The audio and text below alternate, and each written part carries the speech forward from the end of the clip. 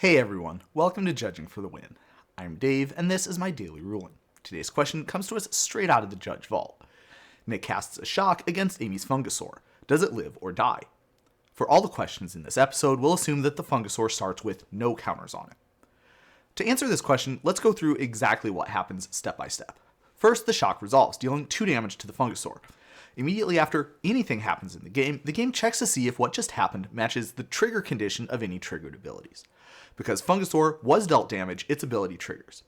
Triggered abilities do not go on the stack right away after they trigger though. So the next thing that happens in the game is that the shock is actually put into Nick's graveyard.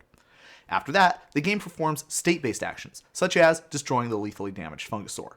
And only after all of this will the triggered ability finally get to be put onto the stack. Unfortunately, the Fungusaur is extinct by this point, so that ability won't actually do anything when it resolves.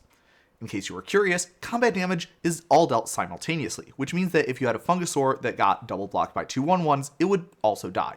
The 2 1/1s both deal their damage at the same time, so the Fungusaur dies before its trigger even gets to go on the stack, just like in the shock example.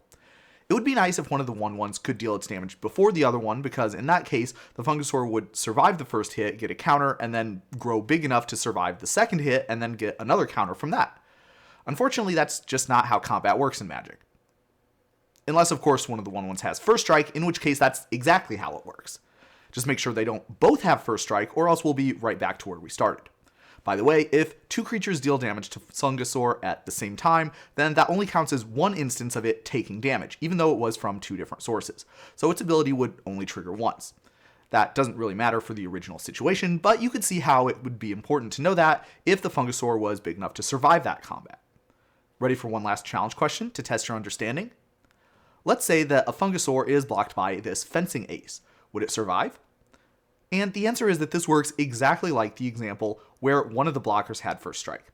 In fact, double strike works by having the creature deal damage during both the first strike step and the normal combat damage step. As far as the Fungusaur is concerned, there's basically no difference at all between it being blocked by a double striker and being blocked by a first striker and a normal creature. But that's all I have for you today. How did you do? Join me again next time for another daily ruling, but until then, I hope you have a great day.